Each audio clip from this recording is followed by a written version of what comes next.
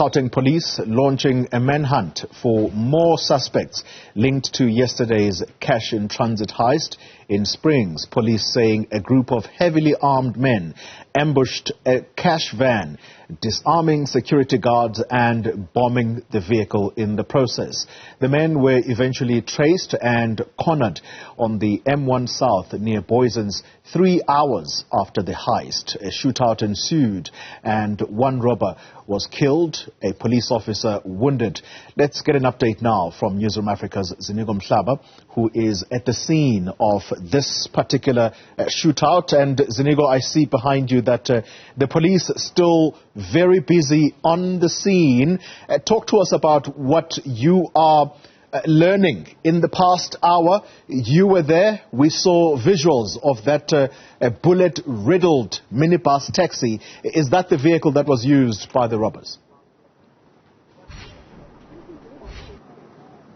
That's correct, Koli, as far as we are told. That actually the robbers themselves, as you said in the intro, that they were coming all the way from the East End, and it was around in the early evening last night where they were cornered here. But looking at the direction of that vehicle and where it was heading, but also looking at the number of bullets and the area in which they were, they were directed towards in that particular vehicle, you can tell that the bullets were coming from the oncoming side of this particular traffic. So that vehicle might have been traveling towards the Johannesburg CBD and when it was cornered off. But I can tell you the officers who have been in this scene when we got here were still here, and actually they were having breakfast when we got here. So that would suggest that they spent a lot of time. Actually, they might have spent the whole night here combing the area, specifically that vehicle which is about to be driven off now by that emergency vehicle, as you see there.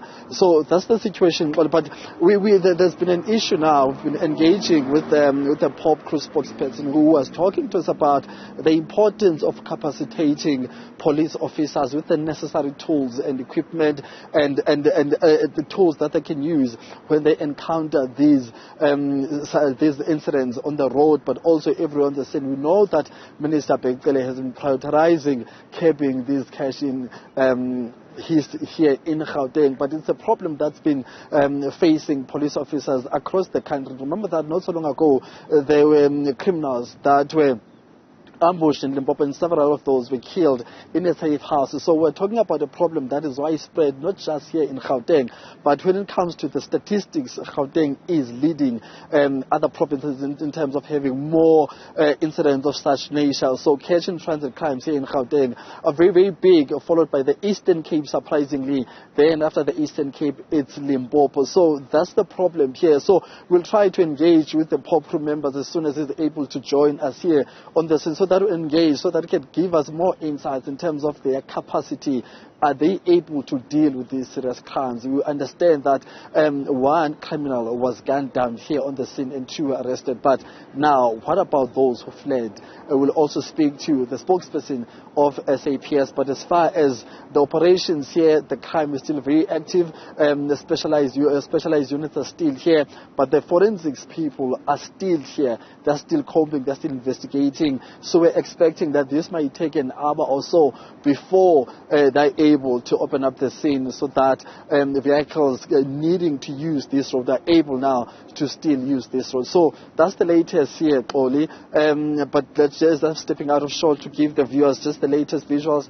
That's what's happening there. That minibus taxi you see, but I'm sure now they can't really see the full vehicle itself. But that's the minibus taxi that has been at the center of the investigations for the last 2 hours or so, Oli. Ziniko Mhlaba, live for us at the scene of that shootout between police officers and cash-in-transit robbers. That particular scene taking place overnight, and as you can see, the highway still closed as police, including forensics people, combing the scene for investigating. All right.